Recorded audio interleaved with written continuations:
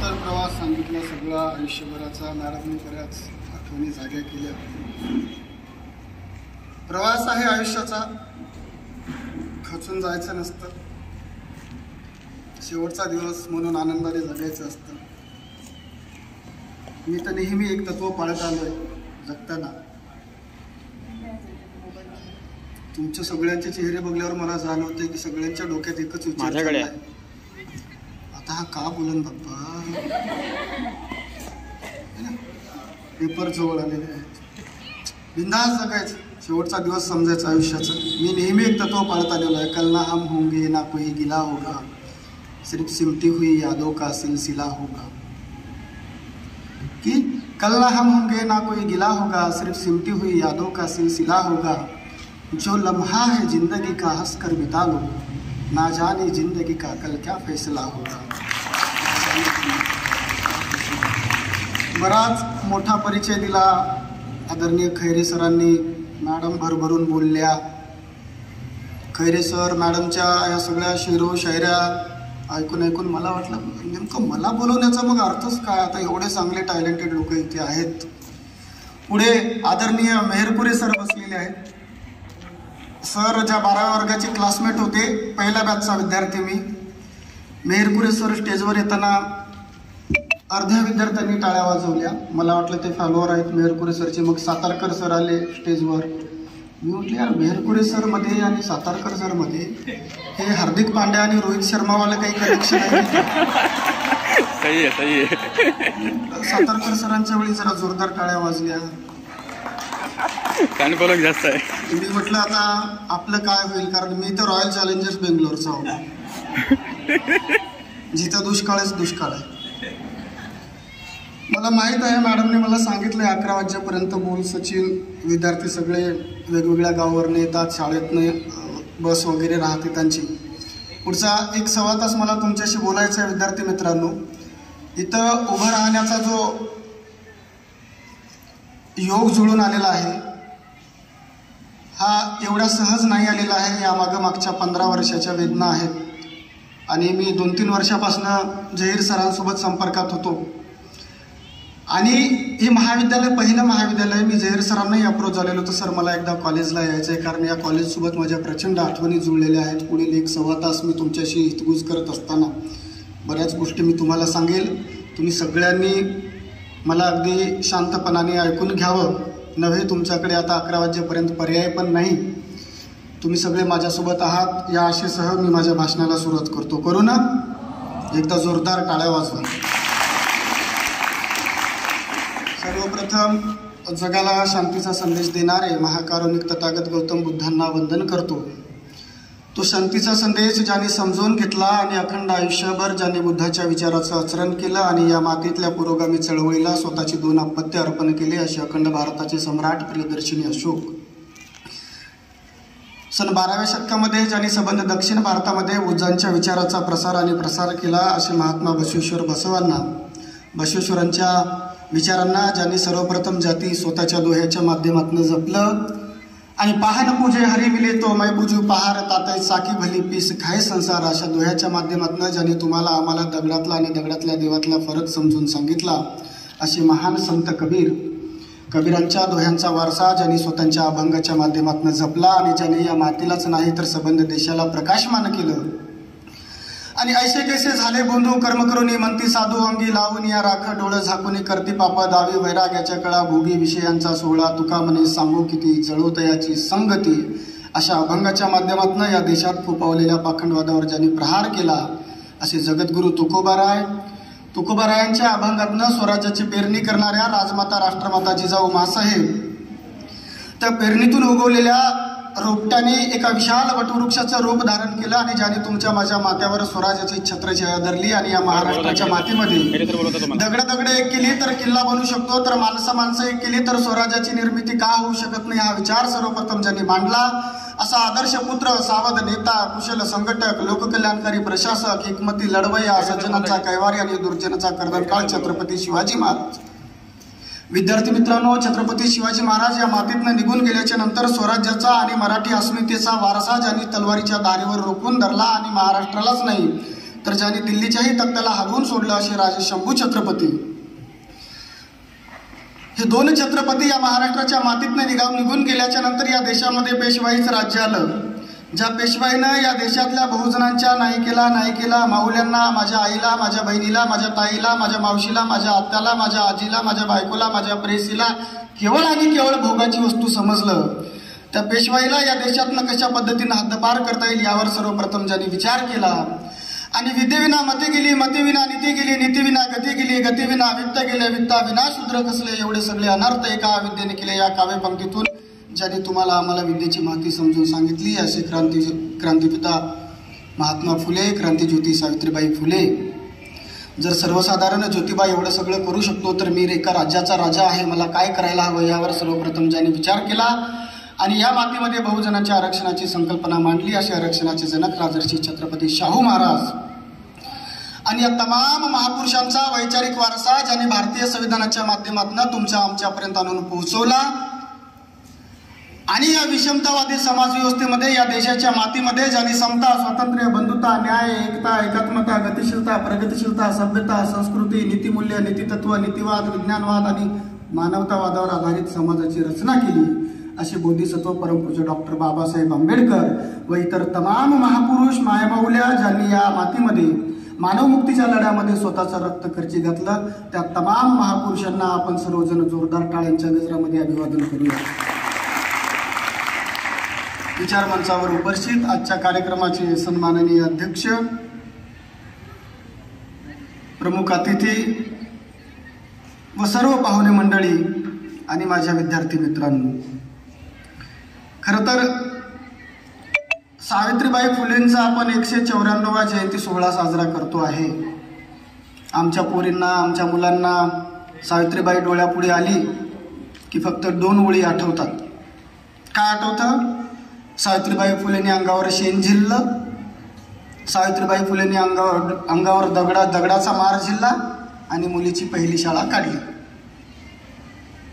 एवढ्या प्रमाणात. आता तुमच्या वयोमानानुसार अजून बराच अभ्यास होणे बाकी आहे. पुढच्या महिन्यात परत पेपर आहे. हो भाऊ, तू तिकडे कोण पाहून राहिला का? काही आहे का बाहेर? माझं तर होतं. सावित्रीबाई फुले समजून घेत असताना तुम्ही फार अजून अवकाश आहे तुमच्या अभ्यासाला बाळांनो वयोमानानुसार, पण आमचे सगळे महापुरुष समजून घेत असताना आम्हाला महापुरुषांचा संघर्ष समजून घ्यावा लागेल. ताकसांडे मॅडमनी सांगितलं, खैरे सरांनी सांगितलं, बऱ्याच काव्यपंक्तीतनं त्यांच्या संघर्षाला उजाळा दिला. कवी सागर चव्हाण एका ठिकाणी फार सुरेख म्हणाले होते, मुलींनो तुमच्यासाठी लिहिलं होतं सागर चव्हाणनी की उगाच तुझ्या हातामध्ये आला नाही पेन पोरी, मारले पहिले सावित्रीला लोकांनी शेण पोरी.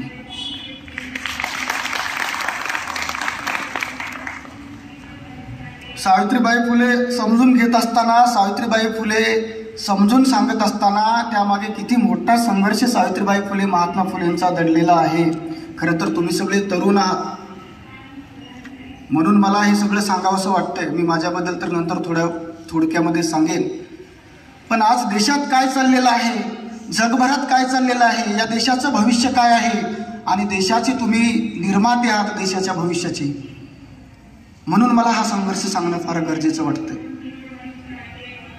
जगप्रसिद्ध विचारवंत लेनिन एका ठिकाणी म्हणाला होता की मला तुमच्या देशातल्या तरुणांच्या ओठावर गुजणारे गाणे सांगा. जहीर सर, लेनिन कह गए कि मुझे तुम्हारे देश के युवाओं के लफ्जों पर गूंजने वाले गाने बताओ, मैं तुम्हें तुम्हारे देश का भविष्य बताऊंगा. आणि जर लेनिन असं म्हणत असेल की मला तुमच्या देशातल्या तरुणांच्या ओठावर गुंजणारी गाणे सांगा, मी तुम्हाला तुमच्या देशाचं भविष्य सांगतोय, आणि आमच्या देशातल्या तरुणांच्या ओठावर मी तुझा उमेदवार, मला भरलं तुझं वार, तुझ्या एका मतासाठी माझं काळीज तुटतंय, आणि जेव्हा बघतीस तू माझ्याकडं मला आमदार झाल्यासारखं वाटतंय, अशी गाणी जर गुंजणार असेल तर तुम्हाला आम्हाला समजून घ्यावं लागेल समाजाचं भविष्य काय आहे, देशाचं भविष्य काय आहे. एवढं सोपं नव्हतं हो. या महाविद्यालयाला सावित्रीबाई फुलेंचं नाव आहे. या देशातली पहिली महिला शिक्षिका. 9व्या वर्षी लग्न झालं हो. काय कळतं 9 वर्षाच्या पोरीला? बरं, महात्मा फुले तरी साध्या घरचा पोरगा होता का? गर्भश्रीमंत घरचा पोरगा होता. त्यावेळी महात्मा फुलेंच्या वडिलाचं त्यावेळेच्या टाटापेक्षा वार्षिक उत्पन्न जास्त होतं. घरातून हाकाललं हो दोघा नवरा बायकोला. 1 जानेवारी 1848ला या देशामध्ये महिलांची पहिली शाळा सावित्रीबाई फुले आणि महात्मा फुलेंनी काढली. मोठा संघर्ष होता. पेशवाई होती त्यावेळी पुण्यामध्ये. शाळेमध्ये जाताना एक साडी टाकायची थैलीमध्ये, खराबवाली साडी घालायची. शाळेत जायचं, ती साडी खराबवाली काढून ठेवायची, दुसरी साडी घालायची. दिवसभर शिकवायचं मुलींना, परत खराबवाली साडी घालायची, परत घरी यायचं. शाळेत जाताना येताना कितीतरी धर्मांध लोक त्रास द्यायचे हो. दगड फेकून मारायचे, शेण फेकून मारायचे. कितीतरी वेळा डोकं फुटायचं सावित्रीबाईचं, रक्त निघायचं डोक्यामधनं. हा संघर्ष आहे मुलींनो सावित्रीबाई फुलेचा. तुमच्यासाठी सावित्रीबाई फुलेंनी दगडांचा मार झेलला, शेणाचा मार झेलला. आणि माहित आहे त्या संघर्षाचं फलित काय? 1848 म्हणजे 18व्या शतकामध्ये सावित्रीबाई फुलेंनी या देशातल्या मुली शिकल्या पाहिजे, या देशातल्या महिला शिकल्या पाहिजे म्हणून सावित्रीबाई फुलेंनी तथाकथित धर्मव्यवस्थेच्या दगडांचा मार डोक्यावर सहन केला. 1000 वेळा सावित्रीबाई फुलेंनी त्यावेळी पुण्यामध्ये स्वतःचं रक्त सांडलं. म्हणून माऊल्यांनो, आज तुमच्या ओठावर आलंय लाल लिपस्टिक आणि मला तुमच्या लाल लिपस्टिकमध्ये सावित्रीबाई फुलेंनी तुमच्यासाठी सांडलेल्या रक्ताचा रंग दिसतोय. कसं वाटतं हो? पोटचं लेकरू अंगावर विष्ठा केलं तर वाईट वाटतं. शेण फेकलं जायचं तिच्या तोंडावर, किती शेणाचा वास आला असेल. जेवढे वर्ष शिकवलं तेवढे वर्ष छेड केला. पण त्यावेळी सावित्रीबाई फुलेंनी मुलींच्या शिक्षणासाठी, तुमच्या शिक्षणासाठी बहिणींनो अंगावर शेण झेललं, शेणाचा वास सहन केला. आणि तिथून सुरू झालेला सावित्रीबाई फुलेचा संघर्ष आज आमच्या बहिणी, आमच्या मुली कॉलेजला जाताना वेगवेगळ्या ब्रँडचं परफ्यूम अंगावर मारून जातात. मला तुमच्या परफ्यूममधून आजही सावित्रीबाई फुलेंनी त्यावेळी अंगावर झेललेल्या शेणाचा वास येतो आहे. एक वेगळी साडी घेऊन जायची सावित्रीबाई फुले. शाळेमध्ये जाताना मुलींना शिकवायचं. तिथून सुरू झालेला संघर्ष कुठे येऊन पोहोचला माहित आहे? सावित्रीबाई फुले एक एक्स्ट्रा साडी घेऊन जायच्या मुलींना शिकवायसाठी. तिथून सुरू झालेला संघर्ष कुठे येऊन थांबलाय? आमच्या मुली कॉलेजला जाताना मोबाईलची बॅटरी संपू नये म्हणून बॅगमध्ये एक पॉवर बँक टाकतात एक्स्ट्रा. एवढा मोठा संघर्ष आहे सावित्रीबाई फुलेचा, एवढा मोठा संघर्ष आहे. हा संघर्ष तुम्हाला आम्हाला विद्यार्थी मित्रांनो समजून घ्यावा लागेल. यासाठी समजून घ्यावं लागेल की तुम्ही या देशाचं भविष्य आहात. तुम्ही या देशाचं भविष्य आहात. हा संघर्ष आम्हाला जर आमच्या येणाऱ्या पिढीला देता आला तर खऱ्या अर्थानं उद्याच्या समाजाची बांधणी होईल. मी काय तुम्हाला बोलायला आलोय, काय सांगायला आलोय हे महत्त्वाचं नाहीये. एवढं समजून जरी तुम्ही तुमच्या येणाऱ्या पिढीपर्यंत जरी हे पोहोचवलं, तुमच्या आयुष्यात जरी आचरणात आणलं, तरी मी म्हणेल इथे येण्याचा उद्देश सफल झाला. इंदा करंदीकरांची एक फार सुंदर कविता होती की देणाऱ्यानं देत जावं, घेणाऱ्यानं घेत जावं, एक दिवस घेणाऱ्याने घेता घेता देणाऱ्याची हात घ्यावी. काय लिहिलं करंदीकरांनी? की देणाऱ्यानं देत जावं, घेणाऱ्यानं घेत जावं, एक दिवस घेणाऱ्याने घेता घेता देणाऱ्याचे हात घ्यावे. हिरव्या पिवळ्या डोंगराकडून हिरवी पिवळी शाल घ्यावी, सह्याद्रीच्या कड्याकडून छातीसाठी ढाल घ्यावी, वेड्यापेशा ढगाकडून वेडेपेशे आकार घ्यावे, मातीलमधील प्रश्नासाठी पृथ्वीकडून हुंकार घ्यावे, उसळलेल्या दर्याकडून पिसळलेली अयाळ घ्यावी आणि शांत वाहणाऱ्या भीमेकडून तुकोबांची माळ घ्यावी. देणाऱ्यानं देत जावं, घेणाऱ्यानं घेत जावं, एक दिवस घेणाऱ्याने घेता घेता देणाऱ्याचे हात घ्यावे. हात घ्यावे म्हणजे काय खांद्यापासून तोडून घ्यावे का? जो मॅसेज तुमच्यापर्यंत आलाय तो तुम्ही तुमच्या येणाऱ्या पिढीला, आपल्या भाऊबंधांना, आपल्या लेकरांपर्यंत जर पोहोचलात तर खऱ्या अर्थानं उद्याच्या समाजाची बांधणी होईल. आणि खरं तर तुम्ही सावित्रीबाई फुले महाविद्यालयाचे विद्यार्थी आहात. मला अतिशय आवर्जून एक उदाहरण मला इथे सांगावं लागेल. 2010ला मी इथे 12व्या वर्गाला होतो आणि कितीही मोठा परिचय दिला तरी एक गोष्ट मला इथे नमूद करावी लागेल की असं काही गरजेचं नसतं की आपल्याला या कॉलेजमध्ये विद्यार्थ्यांना मार्गदर्शन करायला येण्यासाठी, या कॉलेजमध्ये भाषण द्यायला येण्यासाठी 12वी सायन्सला, 12वी आर्टला मेरिटमध्येच यावं लागतं असं काहीही नाही. तुमच्या पुढे मी जो उभा आहे, मला वाटते सन्माननीय तकसांडे सर की या महाविद्यालयात आलेला पहिला पाहुणा मी असा असेल की जो या कॉलेजमधनं 43% नापास होऊन बाहेर पडला होता. बरं झालं एका बहाण्याने उन्हातले सगळे सावलीत गेले. मला वाटलं मॅच ड्रा होतो की काय. होतं कधी कधी माझ्यासोबत तर बऱ्याचदा होतं. नेमकं मी जेवायला बसलो की बुंदी संपत. बुंदी संपत. आहात ना सगळे माझ्यासोबत? नक्की नक्की आहात? एकदा जोरदार टाळ्या वाजवा. हा, आता मी सांगलं तसं करायचं. आपल्या शेजारी बसलेल्या व्यक्तीच्या हातात हात मिळवायचा. मिळवा हात.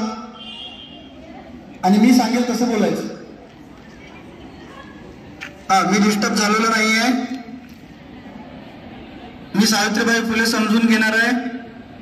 मी महात्मा फुले समजून घेणार आहे.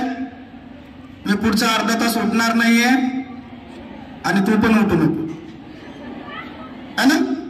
चला, मी हे सांगत होतो विद्यार्थी मित्रांनो की हे गरजेचं नाहीये की तुम्ही किती टक्क्यांनी पास झालेले आहात म्हणून तुम्हाला या महाविद्यालयात परत येता येईल. तुम्ही तुमच्या आयुष्याच्या प्रवासात माणूस म्हणून जर स्वतःसोबत प्रामाणिक राहिले तरीही हे महाविद्यालय तुम्हाला वारंवार बोलवेल, तुमचा मान सन्मान करेल.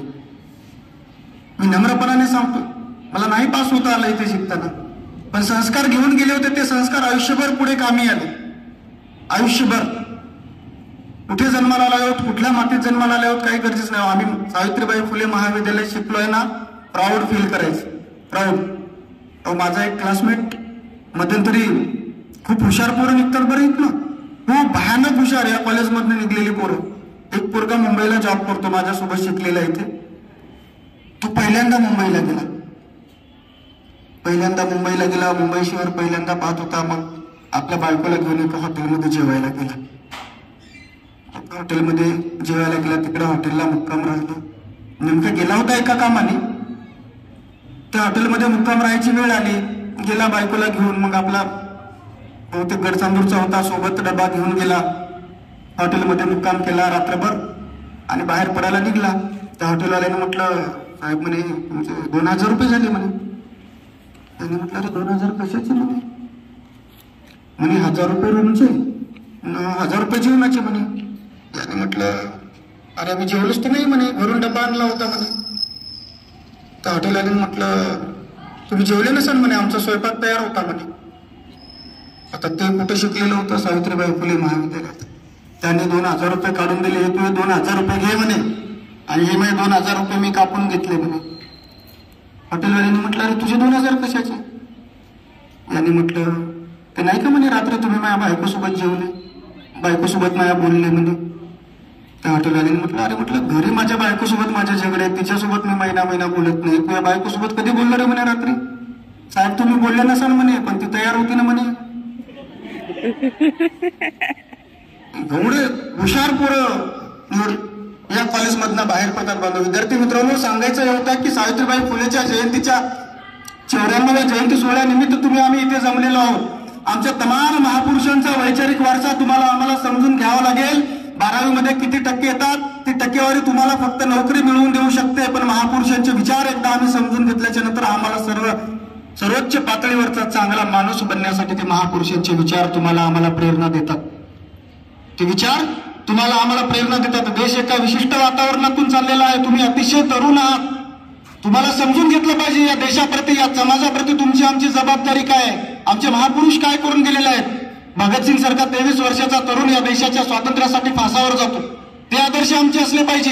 स्वामी विवेकानंद आमचे आदर्श असले पाहिजे. तुम्हाला माहित आहे भगतसिंग फासावर गेला 23व्या वर्षी या देशासाठी. त्याची डेड बॉडी सुद्धा त्याच्या कुटुंबाला दिली नाही. हो, काय करायचं भगतसिंग? जिकडे जायचं तिकडे इन्कलाब जिंदाबाद, इन्कलाब जिंदाबाद असे नारे द्यायचे. ब्रिटिश असेंब्लीवर बॉम्ब फेकला त्यांनी, मग त्याला झाली अरेस्ट. इन्कलाब जिंदाबादचे नारे द्यायचे. एका दिवशी एका पत्रकाराने त्याला पकडलं, भगतसिंगला. 23 वर्षाचा तरुण, आई वडील लग्नाचं स्वप्न पाहत आहेत, मुलीचा शोध सुरू झाला होता. भगतसिंगला ते पत्रकारांनी म्हटलं, यार भगत बोले इतने नौजवान हो बोले, यार इतने हैंडसम हो बोले, इतनी अच्छी मूछें है तुम्हारे, जहां कहीं भी जाते हो इन्कलाब जिंदाबाद लिख देते हो. आप तो नौजवान हो ना बोले, कोई प्यार वार के बारे में क्यों नहीं सोचते बोले, इश्क लड़ाने के बारे में क्यों नहीं सोचते बोले. भगतसिंगांनी त्या पत्रकाराला जे उत्तर दिलं ते उत्तर तुम्हाला आम्हाला विद्यार्थी जीवनामध्ये लागू पडतं बांधवांनो. भगतसिंग म्हणाले की मेरी कलम भी मेरे जज्बात से इस कदर वाकिफ है कि मैं इश्क लिखना चाहता हूँ और इनकलाब लिख देता हूँ। मैं इश्क लिखना चाहता हूँ और इनकलाब लिख देता हूँ। अरे स्वामी विवेकानंदाचा चेहरा आठवा, किती सुंदर तरुण होता तो, देखना तरुण. गावोगावी तो प्रवचनाला जायचा. एका गावामध्ये असंच प्रवचन सुरू झालं. बघा, महापुरुषाच्या विचारातनं आम्हाला प्रज्ञाशील, करुणा, नीतिमत्ता मिळते. ते समजून घेतलं पाहिजे. एका ठिकाणी प्रवचनाला गेले, जोरदार प्रवचन झालं स्वामी विवेकानंदाचं. एक तरुण 22-23 वर्षाची पोरगी त्यांच्या जवळ आली. स्वामी विवेकानंदाला बोलते झाली, म्हणे स्वामीजी तुम्ही फार सुंदर प्रवचन दिलंय, पण माझी एक इच्छा आहे म्हणे की तुम्ही माझ्याशी लग्न करा. का लग्न करा? माझी अशी इच्छा आहे म्हणे की उद्या चालणं मला एक पोरगा व्हावा, तो पोरगा तुमच्यासारखं प्रवचनकार व्हावा, त्याने गावोगावी प्रवचन द्यावं आणि मला त्या गावातल्या त्या पंचक्रोशीतल्या लोकांनी त्या पोराची आई म्हणून ओळखलं. स्वामी विवेकानंदांनी त्या माऊलीला म्हटलं, असं एक काम कर म्हणे, तू पुढच्या गावाला ये म्हणे, उद्या माझं तिथं प्रवचन सुरू आहे म्हणे, मग आपण काय ते बघू. ह्या तरुण पुरीला वाटलं आता स्वामी विवेकानंदांनी आता मला बोलवलेलं आहे म्हणजे काहीतरी चांगलं होईल. ती गेली आवर्जून त्याचं प्रवचन ऐकायला. स्वामी विवेकानंदांनी त्या गावामध्ये 1 तास प्रवचन दिलं. जोरदार प्रवचन झालं. प्रवचन सरते शेवटी आलं. स्वामी विवेकानंद सगळ्या समस्त त्या जमलेल्या जनसमुदायाला उद्देशून बोलायला लागले की बांधवांनो म्हणे, मी काल मागच्या गावामध्ये प्रवचनाला गेलो, तिथे एक तरुणी आली होती म्हणे, तिची अशी इच्छा होती म्हणे की मी तिच्याशी लग्न करावं आणि तिला मुलगा व्हावा, तिच्या मुलांनी माझ्यासारखं प्रवचन द्यावं आणि तिने ते प्रवचन आई म्हणून ऐकावं. ती मुलगी आज याही प्रवचनात आलेली आहे म्हणे. माऊले, मी तुझी पूर्ण करतो म्हणे तुझी इच्छा. एक काम कर म्हणे फक्त, की मी आज इथे बसून जो प्रवचन देतोय म्हणे की तू मला तुझं बाळ मान, मी तुला तुझी आई म्हणतो. एवढी नैतिकता असली पाहिजे हो माणसाच्या व्यक्तिमत्वामध्ये. एवढी. आम्ही मराठी लोक आहोत, महाराष्ट्रीयन लोक आहोत, त्यातल्या त्यात कोरपणा तालुक्याचे आहोत. प्रचंड विद्वता आहे या कोरपणा तालुक्यामध्ये, प्रचंड विद्वता. पण आम्हाला आमच्या समाजाप्रती, देशाप्रती विद्यार्थी म्हणून विद्यार्थी दशेत असणाऱ्या आमच्या जबाबदाऱ्या तुम्हाला आम्हाला समजून घ्याव्या लागतील बांधवांनो. तुम्हाला आम्हाला आमच्या जबाबदाऱ्या समजून घ्याव्या लागतील. जात, धर्म, वैश्य हा राजकारणाचा भाग आहे. भारतीय असल्याची भावना तुमच्या आमच्यात जागृत असली पाहिजे. भारतीय असल्याची भावना तुमच्या आमच्यात जागृत असली पाहिजे. एक विचारवंत एका ठिकाणी फार सुरेख लिहून गेलाय की तारुण्याचा काळ म्हणजे माणसाच्या आयुष्याचा रचना काळ असतो. हे समजून घ्या विद्यार्थी बांधवांनो. आज ज्या अवस्थेत आहात तुम्ही, तरुण अवस्थेत, त्या तरुण अवस्थेचं एक विशेष असं वैशिष्ट्य आहे. माणसाच्या आयुष्याच्या 3 अवस्था असतात. एक बाल्यावस्था असते, एक तरुण अवस्था असते आणि एक वृद्धावस्था असते. आणि या 3ही अवस्थेची 3 वेगवेगळे वैशिष्ट्य आहेत. बाल्य अवस्थेमध्ये कृती असते पण विचार नसतो, आणि वृद्धावस्थेमध्ये विचार असतो पण कृती नसते. तारुण्य अवस्था एकमेव अशी अवस्था आहे की जिथे विचारही असतो आणि जिथे कृतीही असते. जिथे कृतीही असते. सावित्रीबाईला नमन करत असताना, सावित्रीबाईला स्मरण करत असताना, महात्मा फुलेला स्मरण करत असताना आम्हाला त्यांचा हा संघर्ष समजून घ्यावा लागेल. सावित्रीबाई फुलेला काय अपेक्षित होतं? मला या देशामध्ये मुलींची शाळा काढायची आहे, मला मुलींच्या पायातल्या चूल आणि मूल ही भेडी तोडून टाकायची आहे. काय अपेक्षित होतं? सावित्रीबाई फुलेंना अपेक्षित असणारा समाज आपण घडवू शकलो आहोत का? किंवा त्या समाजाची रचना होऊ शकली आहे का? 10वी-12वीच्या मुली, आमच्या ग्रॅज्युएशनच्या मुली आजही परीक्षेला जाताना जर देवाला अगरबत्त्या लावत असतील आणि नामस्मरण करत असतील की मला पास कर. खरंच सावित्रीबाई फुलेंना हे अपेक्षित होतं का? 100 वर्षापूर्वी अशिक्षित बहिणाबाईच्या घरी एक ज्योतिषी आला तिचं भविष्य पाहायला. बहिणाबाईंनी त्या ज्योतिषाला म्हटलं की नको नको ज्योतिषा, माझ्या दारी नको येऊ, माझे दैव मला कळे, माझा हात नको का.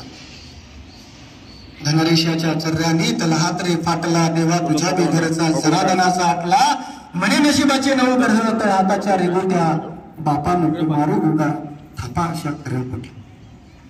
अशिक्षित होती हो बहिणाबाई. ही प्रेरणा आम्ही कधी घेणार आहोत? या प्रेरणा आम्हाला घ्याव्या लागतील. या प्रेरणा आम्हाला उद्याच्या जीवनामध्ये माणूस म्हणून अतिशय समृद्ध करते. लिहितं वाचतं झालं पाहिजे, बोलतं झालं पाहिजे. खैरे सर आहे तिथं, सुंदर कविता लिहितात. मध्यंतरी त्यांनी मला एक कविता संग्रह पाठवला त्यांचा. कुठे बसलात खैरे सर? एक सरांचं पुस्तक मला मॅडमनी आणून दिलं. मला वाटते मॅडम ताकसाने मॅडम नागपूरला आलेल्या आणि मला म्हणाले की अरे खैरे सर एक अतिशय मजेशीर प्रसंग आहे, तुम्हाला सांगतो, कारण पोरांचं मन जरा लागत नाही असं वाटत आहे मला. मॅडमने मला ते पुस्तक दिलं. मी म्हटलं आता पुढच्या दिनी वाचतो म्हणून मी माझ्या बॅगमध्ये टाकलं आणि योगायोगाने दुसऱ्या दिवशी मी बेंगलोरला गेलो. सरांचं पुस्तकांचं शीर्षक माहिती आहे का तुम्हाला? मला श्वास घेता येत नाही. एक कार्यक्रमानिमित्त बेंगलोरला गेलो खैरे सर, आणि मोजकच सामान घेतलं होतं कारण विमानामध्ये 15 किलोपेक्षा जास्त वजन असलेला बॅग नेता नाही. पुस्तक होतं. मग मी रिटर्न यायला लागलो बेंगलोरवरनं, बसलो विमानामध्ये आणि माझ्या लक्षात आलं की या बॅगमध्ये खैरे सरांनी दिलेलं पुस्तक आहे. सीटवर स्थानापन्न झालो, पुस्तक काढलो आणि म्हटलं चला आता पुस्तक वाचण्याच्या आधी जराशी कॉफी विपी घेऊन टाकू. विमानामध्ये खिडकीच्या वर बेल असते, बेल वाजवली. पुस्तक होतं हातामध्ये, विंडो सीटला होतो, असं पुस्तक वाचत होतो. आणि तिची एअर होस्टेस होती खैरे सर. तिचं शिक्षण नागपुरात झालं होतं. तिला साधारण टिपिकल मराठी येत होती. मी बेल वाजवली, ती माझ्या जवळ आली. पुस्तकाचं कव्हर तिच्याकडे होतं. कव्हरवर लिहिलेलं होतं मला श्वास घेता येत नाही. आणि मग तिने अनाउन्समेंट केलं, pilot it's an emergency, please call the doctor. अरे 1-2 डॉक्टरची टीम आली. तर डॉक्टरनी म्हटलं साहेब म्हणे तुम्ही आपलं ते मास्क लावा म्हणे, होल्ड युअर मास्क. म्हटलं झालंय काय? एअर होस्टेसने सांगले म्हणे की तुम्हाला विमानात श्वास घेता येत नाही. मला मी त्यांना समजून सांगितलं, बाबा रे पुस्तकाचं शीर्षक आहे मला श्वास घेता येत नाही, ते पुस्तक वाचत होतं, मला कॉफी हवी. हा सांगण्याचा उद्देश हा की भाषेमुळे माणसं एकमेकाच्या जवळ येतात. भाषेमुळेच माणसं दुरावतात. ज्या माणसाला आपली भाषा कळत नाही त्यांच्याशी आमचा संवाद होऊ शकत नाही. भाषा प्रेमाची असली पाहिजे, भाषा प्रज्ञेची असली पाहिजे, भाषा करुणीची असली पाहिजे. देश एका विशिष्ट वातावरणातून चाललाय बांधवांनो. आता बाहेर पडाल तुम्ही, इथनं सिनियर कॉलेजमध्ये प्रवेश कराल, वेगवेगळ्या झेंड्याची, वेगवेगळ्या धर्माची, वेगवेगळ्या रंगाची लोक भेटतील तुम्हाला. आम्हाला जात धर्म आम्हाला सोडून द्यावा लागेल. माणूस म्हणून समृद्ध व्हायचं असेल तर आम्हाला ना आस्तिक व्हावं लागेल ना नास्तिक व्हावं लागेल, आम्हाला वास्तविक व्हावं लागेल. कि हम ना आस्तिक हो ना हम नास्तिक हो, हम वास्तविक हो. जो अच्छा लगे उसे ग्रहण करो, जो बुरा लगे उसे छोड़ दो. फिर वो इंसान हो या कर्म हो, जात हो या धर्म हो.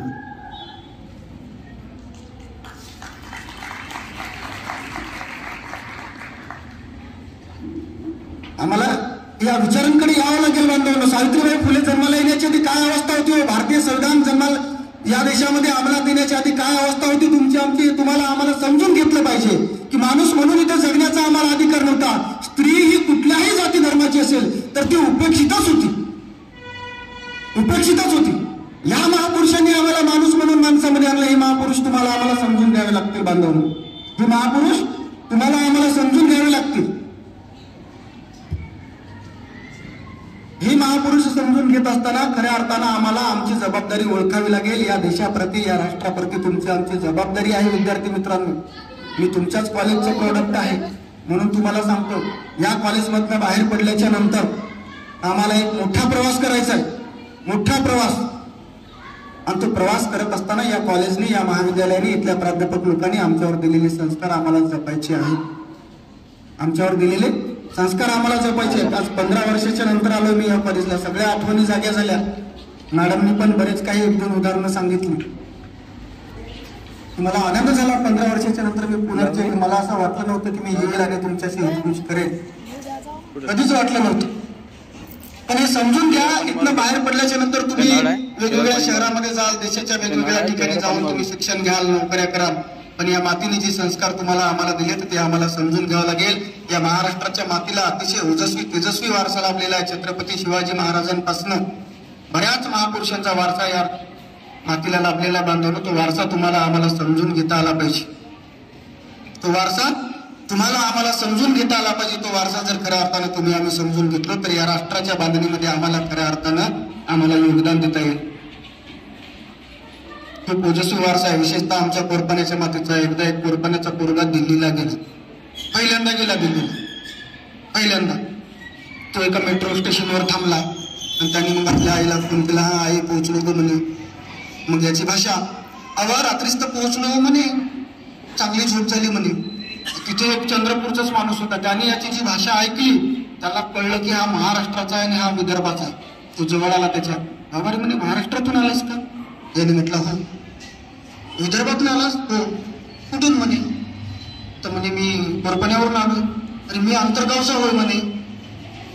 पण तो दिल्लीला 10 वर्ष आधी गेलेला होता. त्याला वाटलं आता आपण दिल्लीमध्ये 10 वर्षापासून राहतोय, आता हा गावातनं आता आलाय दिल्लीला, म्हणे आता एक काम करू म्हणे, आपण ट्रेन यायला बराच वेळ आहे म्हणे, आपण थोडा टाइमपास करू म्हणे. त्याने म्हटलं कसा टाइमपास करायचा? म्हणे आपण एक गेम खेळू म्हणे. आपण एक गेम खेळू. कसा गेम म्हणे? म्हणे मी तुला 2 प्रश्न विचारतो म्हणे, तू मला 2 प्रश्न विचार म्हणे. माझ्या प्रश्नाचं उत्तर तुला नाही आलं तर तू मला 10 रुपये द्यायचे, तुझ्या प्रश्नाचं उत्तर मला नाही आलं तर मी तुला 10 रुपये देतो. त्या अंतर्गावच्या पोरानं म्हटलं अहो म्हणे मी BPL वाला आहे म्हणे, मला तर सरकार सबसिडी देतं म्हणे, एक काम करा म्हणे, ज्या प्रश्नाचं उत्तर तुम्हाला नाही आलं तुम्ही मला 10 रुपये द्यायचे म्हणे, मला जर नाही आलं तर मी तुम्हाला 5 रुपये देईन म्हणे. दिल्लीच्या माणसाला वाटलं हा आता लय कोरपण्यावरनं गावचं पोरग आहे, ठीक आहे म्हणे मंजूर, पण पहिला प्रश्न मी विचारतो म्हणे. कोण म्हटलं? ते अंतर्गावच्या पोराने त्या दिल्लीच्या माणसाला पहिला प्रश्न विचारला, 2 चोचीचा, 4 पायाचा आणि 6 पकाचा पक्षी कोणता सांगा म्हणे. त्या माणसाने डोकं खासवलं, पुन्हा एकदा विचारले म्हणे. याने म्हटलं 2 चोचीचा, 6 पायाचा, 4 पायाचा आणि 6 पंखाचा पक्षी कोणता? त्या दिल्लीच्या माणसाला उत्तर नाही आलं. त्याने आपल्या खिशात हात घातले, 2 5चे कॉईन टाकले याच्या हातावर. मला नाही येत बाबा म्हणे, हे म्हणे हे 10 रुपये, आणि म्हणे तू सांग रे म्हणे याचं उत्तर. मग या पोराने काय केलं, एक 5चा कॉईन आपल्या खिशात टाकला आणि 5 वापस केले, मला नाही माहित म्हणे. त्याला कळलं याने फसवलं. त्याने म्हटलं आता मी प्रश्न विचारतो म्हणे, आता माझ्या प्रश्नाचं उत्तर हे अंतर्गावचं पोरग म्हटलं विचारा म्हणे. सांगले म्हणे नरेंद्र मोदी भारताचे पंतप्रधान तर माझं वय किती? या अंतर्गावच्या पोराने परफेक्ट सांगितलं, अहो तुमचं वय 50 वर्ष आहे म्हणे, आणि त्याचं वय अगदी 50च वर्ष होतं. त्याचं वय 50. बरोबर ओळखलंच नाही म्हणे, हे 10 रुपये घे म्हणे. पण कसं ओळखलंस मला सांग म्हणे. सोपं आहे ना साहेब म्हणे, तुमचं वय 50 वर्ष. अरे पण कसं? तो म्हणे माझा भाऊ म्हणे 25 वर्षाचा आहे, तो हाफ मॅड आहे म्हणे, तुम्ही मला फुल मॅड दिसली म्हणे. पाठीमागे आम्ही कुठेच नाही आहोत बांधवांनो. खऱ्या अर्थानं तुमच्या वयोमानाचा विचार करत असताना आम्हाला महापुरुष अजून बरेच वाचणे आहेत. या मातीला ओजस्वी आणि तेजस्वी वारसा लाभलेला आहे. 5000 वर्षाच्या गुलामगिरीला सावित्रीबाई फुले महात्मा फुलेंनी तोडून काढलं. 5000 वर्षापासून ज्या व्यवस्थेने या मातीमध्ये बहुजनातल्या मुलींना मुलांना बहुसंबंध मानव जातीला छळलं, ती 5000 वर्षाची गुलामगिरी 1848 मध्ये या महाराष्ट्राच्या मातीमध्ये सावित्रीबाई फुले आणि महात्मा फुले मुलींची पहिली शाळा काढतात आणि मुलींच्या पायातल्या गुलामगिरीच्या बेड्या तोडून टाकतात आणि स्पर्धेच्या आसमानामध्ये मुक्त संचार करण्यासाठी मुलींना स्वातंत्र्य बहाल करतात. पुढे 14 एप्रिल 1891 ला डॉक्टर बाबासाहेब आंबेडकर नावाचा संत सूर्य या देशामध्ये जन्माला येतो. 26 नोव्हेंबर 1949 ला या देशामध्ये समता स्वातंत्र्य आणि बंधुतेने नटलेलं संविधान निर्माण होतं. 1947 ते 2025 पर्यंत आम्ही प्रचंड प्रगती केली आहे बांधवांनो, प्रचंड. कुठेच पाठीमागे नाही होतो आम्ही. 15 ऑगस्ट 1947 ला आमचा देश स्वतंत्र झाला. 50 ला गणराज्याची स्थापना झाली. 56 ला या देशामध्ये राज्यांची विभागणी झाली. 62 ला चीनने आमच्यावर आक्रमण केलं. चीनचं आक्रमण आम्ही परतावून लावलं. 69 ला बँकांचं राष्ट्रीयकरण झालं. 72 ला महाराष्ट्रामध्ये घासीराम कोतवाल नावाचं नाटक रिलीज झालं.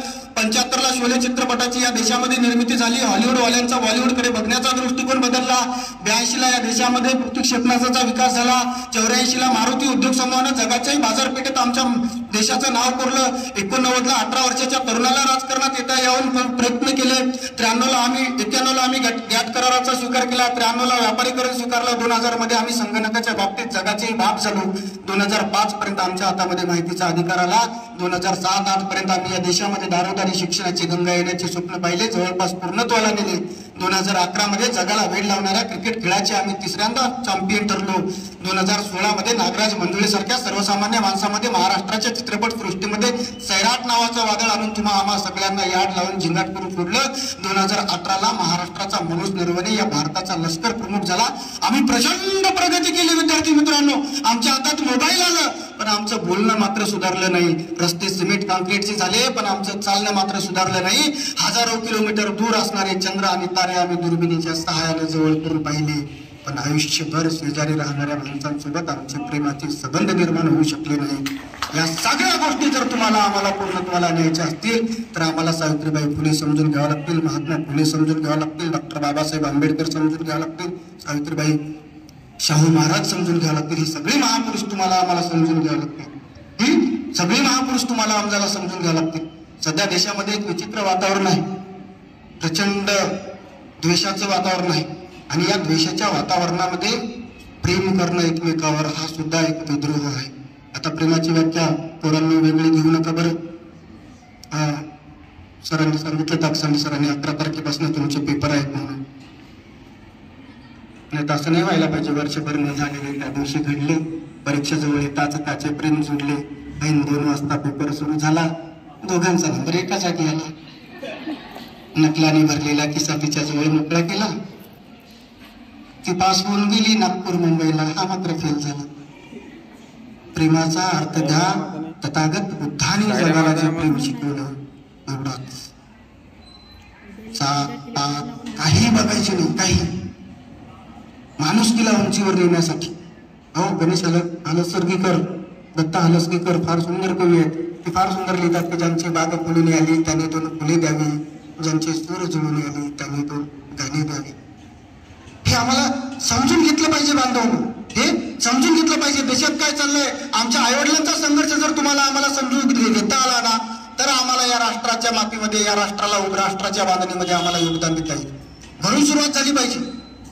तरुण आम्हाला समजलं पाहिजे काय कुठल्या परिस्थितीतनं चाललाय समाज, आईवडील कुठल्या परिस्थितीतनं चाललेत. आम्ही लिहितं बोलता झालं पाहिजे. या देशाच्या वेदनेवर लिहिलं पाहिजे, या देशात छळल्या जाणाऱ्या माऊलींच्या वेदनेवर लिहिलं पाहिजे, या देशामध्ये आत्महत्या करणाऱ्या शेतकऱ्यावर तुम्ही आम्ही लिहिलं पाहिजे. पण सध्या तरुणाई जरा किंचित एका वेगळ्या वळणावर चालली हो. मी मध्यंतरी यवतमाळला यवतमाळला मी एका कवी संमेलनात गेलो, ज्युनियर कॉलेजला. मला तिथं परीक्षक म्हणून बोलावलं. मी म्हटलं आता यवतमाळला कवी संमेलन आहे, त्यातल्या त्यात ज्युनियर कॉलेजला आहे, तर तिथले तरुण तरुणी काहीतरी शेतकऱ्यांच्या आत्महत्येवर लिहितील, देशात सीमेवर शहीद होणाऱ्या जवानावर लिहितील. एक तरुण पोरगा उठला कविता सादर करायला. त्यांनी कविता सादर केली, किती मारू मी फेऱ्या आणि किती मारू मी हाका ग, आणि तुझ्याशिवाय या जगात नाही माझी दुसरी शाखा. मला ही कॉलेज महाविद्यालय बँकेची शाखा कळली होती, आणि गर्लफ्रेंडची एक शाखा असते कळलं नव्हतं. त्यांनी कविता सादर केली, बसला खाली जाऊन त्यांनी कविता सादर केली, किती मारू मी फेऱ्या आणि किती मारू मी हाका ग, तुझ्याशिवाय या जगात नाही माझी दुसरी शाखा ग. एक तरुणी उठली कविता सादर करायला, आणि त्याला उत्तर दिलं, कशाला करतो तोंड चोपड्या दातार, आणि तुझ्यासारखे किती झुलवले सतत येता जाता. मग एक दुसरा तरुण उठला, त्याने कविता सादर केली. त्यांनी कवितेमध्ये म्हटलं, हातात हात घेऊन सके डोळ्यात डोळे टाकून कॅन्टीन मध्ये जाऊ, 2 समोसे घेऊ आणि एकाच चमचने खाऊ. काय कविता सादर केली की हातात हात घेऊन सके डोळ्यात डोळे टाकू, कॅन्टीन मध्ये जाऊ, 2 समोसे घेऊ आणि एकाच चमचने खाऊ. दुसरी पोरगी उठली, तिने कविता सादर केली, तू म्हणतोस हातात हात घेऊन डोळ्यात डोळे टाकू, कॅन्टीन मध्ये जाऊ, 2 समोसे घेऊन एकाच चमचने खाऊ, पण माझे जरा ऐक रे म्हणे, मी आताच घरून जेवून आले, त्यामुळे मी तुझी ताई आणि तू माझा भाऊ. हे समजून घ्या तरुण मित्रांनो. मी अगदी सुरुवातीला लेनिनचं उदाहरण दिलं तुम्हाला. मला खरं तर सावित्रीबाई फुलेचा सगळा संघर्ष सांगत असताना मी तुमच्या तारुण्याला का केंद्रात निष्ठ होतो आहे की खऱ्या अर्थानं हे वय असतं, करिअरला वेगवेगळ्या वाटा फुटतात. इथून बाहेर पडल्याच्या नंतर तुम्हाला नेमकं कळेल की मला काय करायला हवंय, मला कुठे जायला हवंय, मला कुठे जायला हवंय, मला काय करायला हवंय. आणि मग जेव्हा आम्हाला प्रश्न पडतात की मी माझं करिअर कुठे करावं, तेव्हा आम्हाला या देशातल्या समस्याही समजायला लागतात, तेव्हा आम्हाला या देशाच्याही समस्या समजायला लागतात.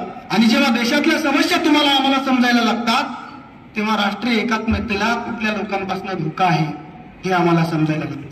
अहो भगतसिंग जेव्हा जेलमध्ये गेले ना, भगतसिंगला तेव्हा कळलं की अरे माहिती जिंदगी भर अंग्रेजों से लड़ता रहा, लेकिन देश को खतरा तो यहाँ के दरिंदों से है. भगतसिंगांनी जेल डायरी मध्ये लिहिलं होतं कि मैं अगर यदि यहाँ से बाइज्जत भरी होता हूं तो मैं अगली सारी जिंदगी डॉक्टर आंबेडकर के मिशन में लगा दूंगा. आई भेटायला आली होती, त्याला फाशी झाली होती. आई भेटायला आली, आई त्याची रडायला लागली. भगतसिंगांनी आईला समजावून सांगताना म्हटलं, बघ भेटायला आली आहेस इथपर्यंत ठीक आहे, पण तू रडू नको, तुझ्या डोळ्यात मला पाणी पाहायचं नाही. कोणी शेजारी बाजारी पाहतील तर ते लोक म्हणतील की भगतसिंगाची आई रडते.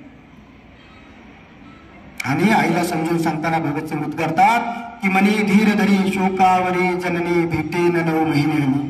काय आई, मी जरी या देशासाठी फासावर चाललेलो असलो तरी येत्या 9 महिन्यात तुझ्याच उदरातून जन्म घेईन. हे नैसर्गिकरित्या शक्य नव्हतं.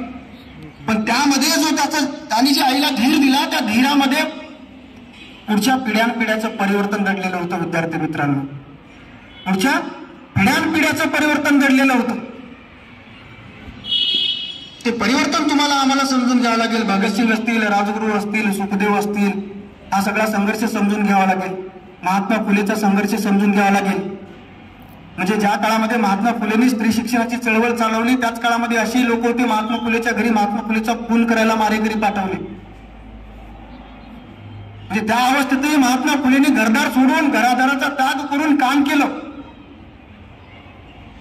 हा संघर्ष आम्हाला समजून घ्यावाच लागेल. नाही तर सावित्रीबाई फुलेची 194वी जयंती साजरी करत असताना काय उद्देश आहे, तो उद्देश कधीच पूर्णत्वाला जाणार नाही. कधीच पूर्णत्वाला जाणार नाही. आम्हाला या समाजाप्रती समजून घ्यावं लागेल. आम्हाला समाजाला जर उद्याचं नेतृत्व आम्हाला करायचं असेल, समाजाला जर आरसा दाखवायचा असेल आम्हाला, तर खऱ्या अर्थाने आम्हाला आमची जबाबदारी समजून घ्यावीच लागेल. बांधवांनो, घ्यावीच लागेल. वैयक्तिक जबाबदारी समजून घ्यावं लागेल. तुमच्या हातात कोणी नेतृत्व देणार नाहीये. स्वतःचं कर्तृत्व आणि नेतृत्व स्वतः उभं करावं लागेल. मला वाटलं नव्हतं मी या कॉलेजमधनं बाहेर पडल्याच्या नंतर परत मला या ठिकाणी येता येईल. एक क्षण असा आला होता की वाटलं होतं आता सगळं संपलंय. 12वी नापास झालेलो, मग कसा बसा 12वी परत पास झाली, रिॲडमिशन घेऊन BSc केलं खैरे सर. मग LLB ला गेलो नागपूरला. तसा माझा आणि अभ्यासाचा फार काही संबंध नव्हता, कधीच नव्हता. मग मी जेव्हा BSc केलं तेव्हा मला हे जाणवलं की आपण आयुष्यामध्ये सरकारी नोकरीला नाही लागू शकतो. स्पष्टपणाने जाणवलं. मी म्हटलं आता आयुष्यात सरकारी नोकरीला लागायचंच नाहीये. मी म्हटलं कुछ नाही अगर करना ही है, तर म्हटलं आयुष्यभर राजकारण करू. मग राजकारण करायचं तर काय करायचं. मी म्हटलं बघू आता TC अशी घरी पडलेली, आपण LLB करू. 2014ला नागपूरला गेलो, लॉ केलं. लॉला ऍडमिशन घेतलं. इंग्रजी भाषा बऱ्यापैकी येतच नव्हती इंग्रजी भाषा. मग LLB ला ऍडमिशन घेतलं. फर्स्ट सेमिस्टरचे पेपर सुरू झाले. बघ विद्यार्थी मित्रांनो, काय सांगतोय ऐका. फर्स्ट सेमिस्टरचे पेपर सुरू झाले. नागपूरला पहिल्यांदाच गेलेलो. तिथलं विद्यार्थी जीवन आणि तिथले विद्यार्थी, नागपूरच्या स्टुडंट लाईफ मध्ये एक अशी कल्चर आहे की एक टाइम टेबल आला परीक्षेचा की 15-20 दिवसा अगोदर पोरं जोमाने अभ्यासाला लागतात आणि ते पासही होतात. कारण त्यांचं प्राथमिक शिक्षण सगळं तिथं झालेलं असतं. मी पहिल्या सेमिस्टरला तसं करून बघलं. मला जरा कॉन्स्टिट्यूशन माझा फार आवडता विषय होता. एक माझी भंडाऱ्याची मैत्रीण होती, तिला म्हटलं आपण ग्रुप स्टडी करूया. दीक्षाभूमीच्या कॉलेजला शिकलो. मी हॉस्टेलला राहायचो. तिला बोलवलं, आपण अभ्यास केला. फर्स्ट सेमिस्टरचे पेपर दिले, सगळं झालं. मग सहसा विद्यापीठाचे रिझल्ट रात्री 11-12च्या दरम्यान डिक्लेअर होतात. मग एका दिवशी माझ्या मित्राचा फोन आला. सचिन म्हणे रिझल्ट डिक्लेअर झालाय म्हणे, पाहून घे. माझ्याकडे साधा मोबाईल होता. मी म्हटलं अरे श्रीनिवास, माझ्याकडे साधा मोबाईल आहे आणि तू माझा रिझल्ट पाहून मला सांग. माझे एक नातेवाईक होते माझ्यासोबत. भीती वाटली. मी त्याला परत फोन केला. श्रीनिवास एक काम कर म्हटलं, 5 विषय असायचे फर्स्ट सेमिस्टरला. मी म्हटलं जर माझा एक विषय जर गेला तर तू मला असं नाही सांगायचं विषय गेला म्हणून. तू फक्त एवढंच म्हणायचं की बोला. आणि 2 विषय जर गेले तर पुंडलिक, आणि 3 विषय जर गेले तर बोला पुंडलिक तोरणी असं सांग. काहून तुम्ही असं करू. मी म्हटलं अरे माझे काका सोबत आहेत. बरोबर ठीक आहे. म्हणजे त्याला कळलं तेवढं. त्याने माझा रिझल्ट पाहिला, मला फोन केला. मी म्हटलं श्रीनिवास काय झालं रे. त्याने म्हटलं बोला पुंडलिक कवरदेव ज्ञानदेव तुकाराम पंढरीनाथ महाराज की जय. सगळे गेले. काय झालं होतं. सगळे विषय गेले. काय झालं होतं. 5 विषय गेले. सगळ्या विषयात नापास. 100 पैकी 20-25 मार्क. याला कारण होतं मला इंग्रजी भाषा फार येत नव्हती. तिथून सुरू झाला माझा प्रवास. मी तिथे ठरवलं की आयुष्यात LLB जर नाही करू शकलो तर आयुष्यात काहीच करायचं नाही. शेवटच्या सेमिस्टरला मला डिस्टिंक्शन प्लस मार्क्स होते. सेकंड टॉपर होतो मी कॉलेजचा. LLMला माझ्या 2-2 मार्काने 2 गोल्ड मेडल होते. MA केलं. हायकोर्टाला प्रॅक्टिस करतो. हे सगळं स्वप्नवत नाहीये. यामागे एक मोठा संघर्ष दडला. बांधवांनो, आयुष्य कुठेही वळण घेतं. कुठेही आमची मनापासून इच्छा असली पाहिजे की मुझे कुछ करना है मुझे. तमन्ना अगर सच्ची हो ना तो रास्ते निकल आते हैं, और तमन्ना अगर झूठी हो तो बहाने निकल आते हैं. एवढं तत्व बाळा बांधवांनो. रास्ता अगर खूबसूरत हो तो पता करो कि किस मंजिल तक जाता है, किंतु अगर तुम्हारी मंजिल खूबसूरत है तो रास्ते की परवाह ना करो, चलते रहो और सिर्फ चलते ही रहो. बराच प्रवास गाठायचा आहे तुम्हाला, बराच प्रवास. आईवडिलांसाठी, स्वतःसाठी, आपल्या कॉलेजसाठी, आपल्या गावासाठी, आपल्या समाजासाठी बराच प्रवास गाठायचा आहे. पण हे आम्हाला हा प्रवास गाठत असताना आमचा देश धर्मनिरपेक्ष आहे. आमच्या राष्ट्रामध्ये डॉक्टर बाबासाहेब आंबेडकर द्वारा लिखित समता, स्वातंत्र्य आणि बंधुतेनं अंतर्भूत असलेलं संविधान या देशामध्ये जिवंत आहे.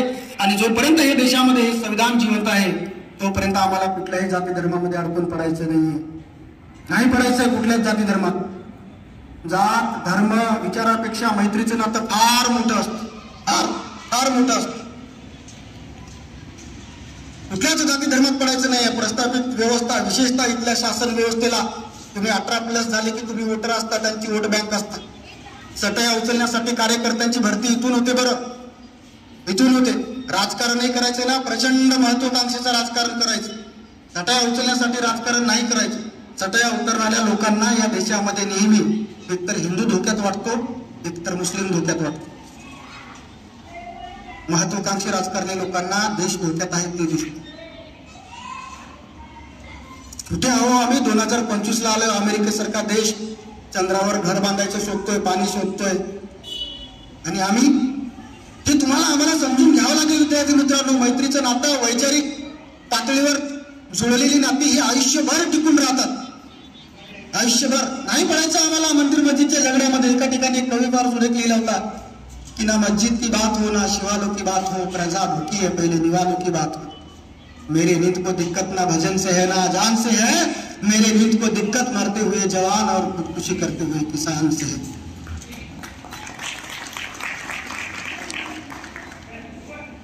कोणी सांगितलं? जगातला कुठला धर्म माणसामध्ये विरोध करायला सांगतो? कुठलाच धर्म नाही सांगत. जगातली सगळे धर्म माणसावर प्रेम करायला सांगतात, माणसावर विरोध करायला या देशातली राजकीय पॉलिसी सांगतात. हिंदू धर्म से नफरत ये कुरान कभी नहीं कहता, और भाजपा की मस्जिद तोड़ो ये श्री राम कभी नहीं कहता. कभी भी नहीं. कि हिंदू धर्म से नफरत कुरान नहीं कहता, भारत की मस्जिदें तोड़ो श्री राम नहीं कहते. रोटी का कोई धर्म नहीं होता, पानी की कोई जात नहीं होती. जहां इंसानियत जिंदा है वहां मजहब की बात नहीं होती. किसी को लगता है हिंदू खतरे में है, किसी को लगता है मुस्लिम खतरे में है. जरा धर्म का चश्मा उतार के देखो, फिर पता चलेगा हमारा देश कितना खतरे में है. या राष्ट्राप्रती आम्हाला आमची जबाबदारी कळली पाहिजे. विद्यार्थी मित्रांनो, मी आवर्जून सबंध बऱ्याच ठिकाणी बोलत असताना एक जर्मन माणसाचं मी उदाहरण देतो. बघा आमच्या देशावर आमचं किती प्रेम असावं.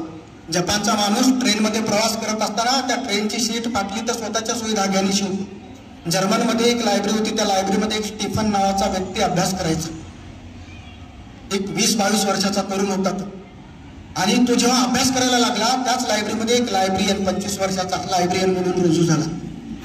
हा स्टीफन रोज त्या लायब्ररीमध्ये जायचा आणि एक ग्रंथ वाचायचा. त्या ग्रंथाचं नाव होतं रामायण. तो ग्रंथ काढायचा, वाचायचा आणि त्या रामायणामधले एकच चॅप्टर वाचायचा. रोज जायचा, रोज. या लायब्ररीने त्याला ऑब्झर्व केलं, यार हा मागच्या 15 दिवसापासून येतो, एकच पुस्तक आहे याच्या हातात आणि त्या पुस्तकातला एकच धडा हे वाचतोय. 1 दिवस 2 दिवस तब्बल 20 वर्ष त्या स्टीफनने तो एकच ग्रंथ त्या अभ्यासिकेत वाचला. 20 वर्ष. आणि शेवटी हा लायब्ररीयन थकला. लायब्ररीयनचं रिटायर व्हायला लागला. रिटायरमेंट सोहळा ठरला या लायब्ररीयनचा. हा लायब्ररीयन भाषण द्यायला उठला आणि लायब्ररीयन म्हणाला की मागच्या 20 वर्षापासून मी या लायब्ररीमध्ये लायब्ररीयन म्हणून नोकरी करतो म्हणे. मागच्या 20 वर्षापासून मला एक पोरं सुटलेलं नाही म्हणे. हा तुमच्यामध्ये बसलेला हा जो स्टीफन आहे म्हणे, या अभ्यासिकेमध्ये मागच्या 20 वर्षापासून फक्त एक ग्रंथ वाचतोय म्हणे आणि एकच धडा वाचतोय म्हणे त्या ग्रंथातला. स्टीफन म्हणे आज मी रिटायर होतो म्हणे, उद्यापासून मी इथे येणार नाही, पण मागच्या 20 वर्षापासून तू या लायब्ररीमध्ये येऊन एकच धडा वाचतोय, त्याच्यामध्ये काय लिहिले जरा मला सांग रे म्हणे. स्टीफनने जे सांगितलं ना ते तुम्हाला आम्हाला लागू पडावे. विद्यार्थी मित्रांनो, स्टीफन म्हणाला, सर म्हणे मी हा ग्रंथ जो वाचतोय या ग्रंथाचं नाव आहे रामायण. राम, लक्ष्मण आणि सीता हे 3 पात्र या ग्रंथात आहेत म्हणे. आणि मी जो धडा वाचतोय म्हणे त्या धड्यामध्ये असं लिहिलेलं आहे म्हणे, दशरथाचा पुत्र राम याला 14 वर्षाचा वनवास झालाय. त्यांनी आपल्या बायकोला सीतेला आणि भावाला लक्ष्मणाला सोबत घेतलंय आणि ते जंगलात गेले. जंगलामध्ये ते एक झोपडी टाकून राहत आहेत. झोपडी टाकून राहत असताना राम फळं आणायला बाहेर जातो. सीतेला भूक लागलेली असते. फळं आणायला राम बाहेर जातो, रामावर संकट येतं, रामावर कोणीतरी हल्ला करतो, तिकडनं आवाज येतो म्हणे भैया लक्ष्मण मुझे बचाव. हा आवाज लक्ष्मण ऐकतो म्हणे. स्वतःची वहिनी सीता त्या झोपडीमध्ये एकटी आहे म्हणे. वहिनीच्या आबरूला काही धक्का पोहोचू नये म्हणून लक्ष्मण आपल्या भावाला रामाला वाचवण्यासाठी त्या जंगलामध्ये जात असताना त्या सीतेच्या झोपडी पुढे एक रेषा मारतो म्हणे. त्या रेषेला भारतीय लोक लक्ष्मण रेषा मारतात म्हणे. त्या लक्ष्मण रेषेचं असं वैशिष्ट्य आहे म्हणे की सीतेला वाटेल तेव्हा तिच्या मर्जीने ती सीता त्या लक्ष्मण रेषेच्या बाहेर येऊ शकेल, सीतेला वाटेल तेव्हा सीता त्या लक्ष्मण रेषेच्या आतमध्ये त्या झोपडीत जाऊ शकेल, पण कुठलाही बाहेरचा व्यक्ती सीतेच्या परवानगीशिवाय त्या लक्ष्मण रेषेला ओलांडून त्या झोपडीत येऊ शकणार नाही म्हणे.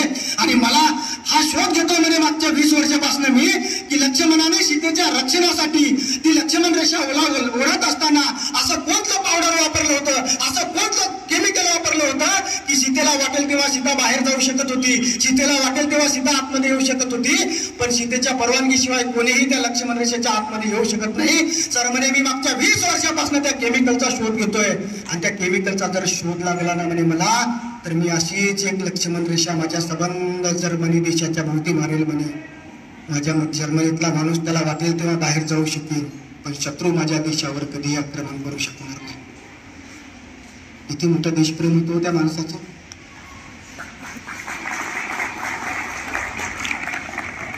किती मोठं देशप्रेम.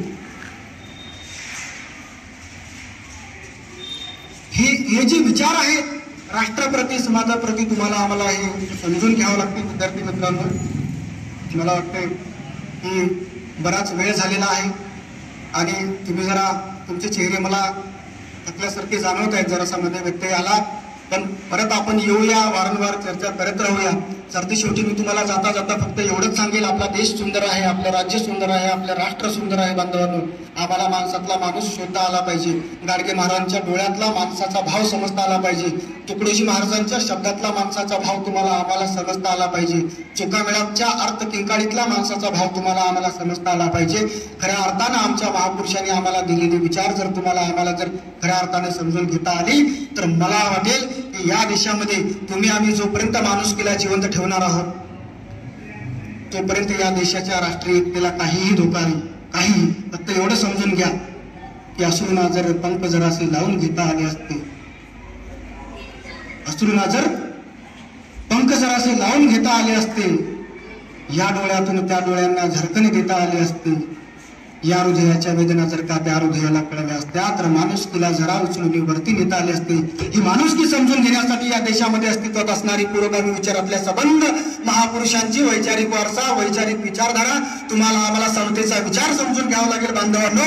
आणि या देशामध्ये या देशातलं वातावरण दूषित करणाऱ्या सगळ्या लोकांना तुम्हाला आम्हाला या देशामध्ये वावरत असताना समजून सांगावं लागेल की अरे जोपर्यंत या देशामध्ये डॉक्टर बाबासाहेब आंबेडकर द्वारा लिखित समता, स्वातंत्र्य आणि बंधुतेने नटलेलं संविधान या देशामध्ये जिवंत आहे, जोपर्यंत सावित्रीबाईंनी शिक्षणाच्या माध्यमातून या देशाला विचार दिलेला जिवंत आहे, जोपर्यंत महात्मा फुलेंनी या देशाला विचार दिलेला विचार जिवंत आहे, तोपर्यंत या देशामध्ये की गुरुरे ब्रह्मा, गुरुरे विष्णू, गुरुरे देहो महेश्वरा, गुरुरे साक्षात परब्रह्मा तस्मै श्री गुरे नमः म्हणणारा हिंदू असेल, की ला इलाहा इल्लल्लाह मुहम्मदुर रसूलुल्लाह म्हणणारा मुस्लिम असेल, की जो बोले सोनिहाल सस्त्री अकाल म्हणणारा सिख असेल, की name of the father and son and holy spirit amen, our father in heaven hallowed be thy name, thy kingdom come, thy will be done on earth as it is in heaven म्हणणारा Christian असेल, की बुद्धम शरणम गच्छामि, धम्मम शरणम गच्छामि, संघम शरणम गच्छामि, पानापि पाता वेरमणी, अदिन्नदाना वेरमणी, कामेषु मिच्छाचारा वेरमणी, मुसावादा वेरमणी,